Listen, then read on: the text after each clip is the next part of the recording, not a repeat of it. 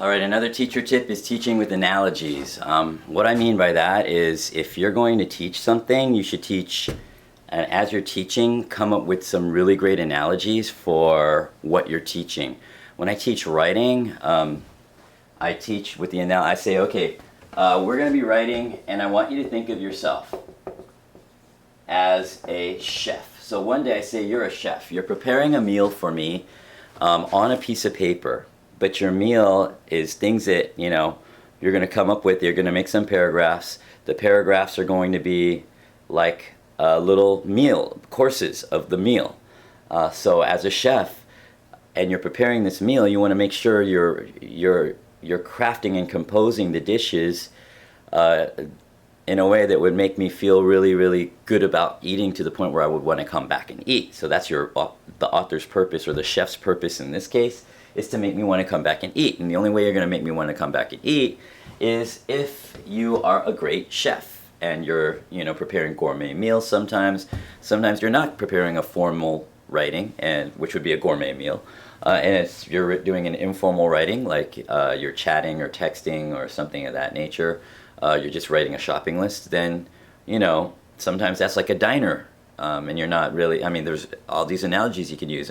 But right now, we're doing a formal essay, and so you're preparing a gourmet meal for me, and you might have like 5 parts to the meal, but this is, depending on what's appropriate.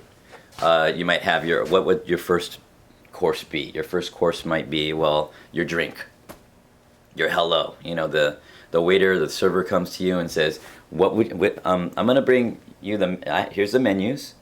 I'm gonna bring you some drinks. So what would you like to drink? Oh, water all around, so everybody gets water.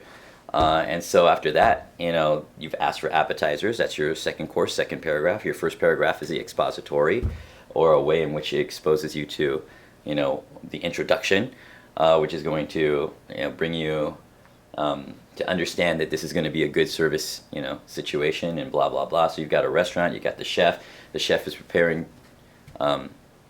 meals, courses for you.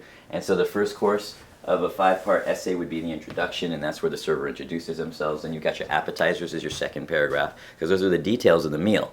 And your second detail paragraph, which is actually a third paragraph, might be the actual main course. And then you've got your, then you got your soups and you got your salad. Oh, that's along with the appetizer. So maybe that might have actually been your second or your second detail, and the third detail might be the main course. But your conclusion would be, and the kids will say, the dessert, of course. So you're preparing these meals. Now what you don't want to happen is you don't want to have each portion of that essay or one paragraph be massive while every other paragraph is just like 3 sentences, and all of a sudden you got a 20-sentence paragraph all in the middle, because nobody wants to eat competitive eating like 60 hot dogs. So you're going to make sure, everything is analogy when you're speaking as a teacher.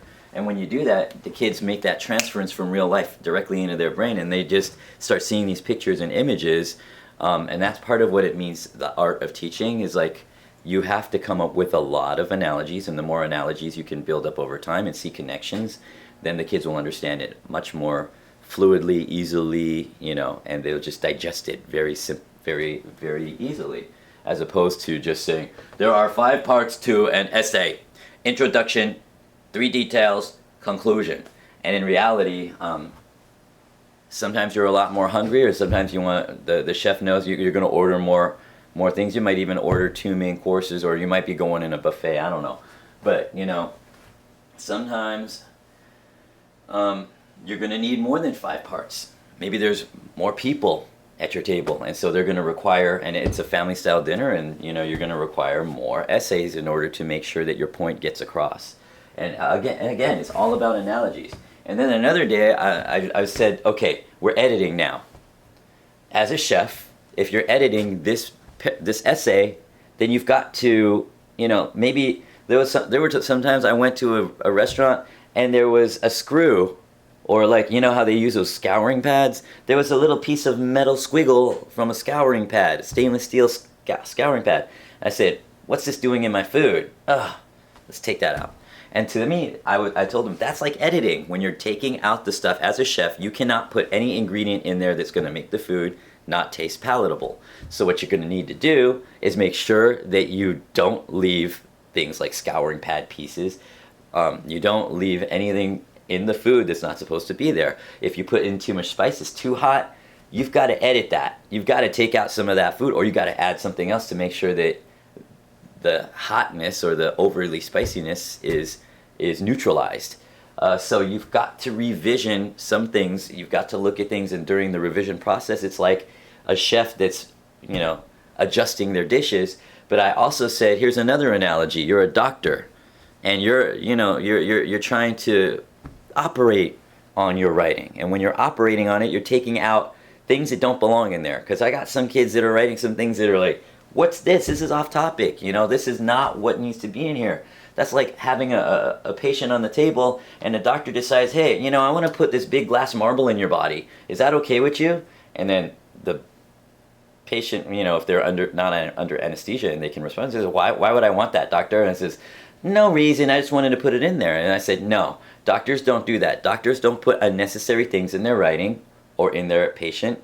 So they're just trying to remove things that don't belong in there to make sure that it's a fully operating, living piece of writing that doesn't have any extra stuff. It just wants to keep it simple. I just want to be a simple human being with no extra random things hanging off or inside of my body. So let's clean up the patient well before you suture and send the patient on its way.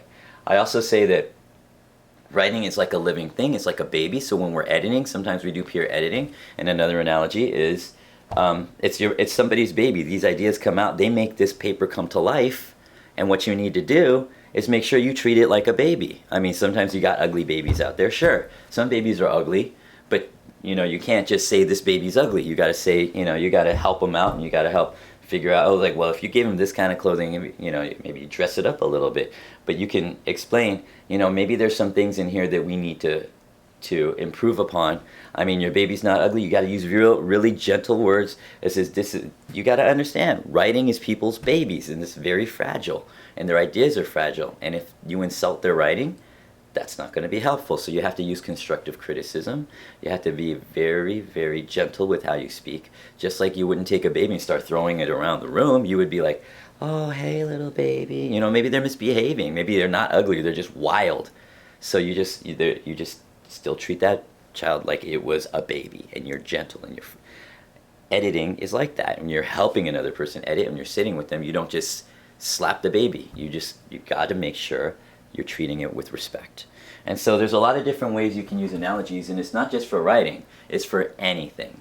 Okay, so just start thinking, how can I make connections in the children's brain with their prior knowledge, and say, okay, it's like a video game. Sometimes that's the analogy. They love that analogy. And anything that will connect with the kids is, a good analogy to try to use.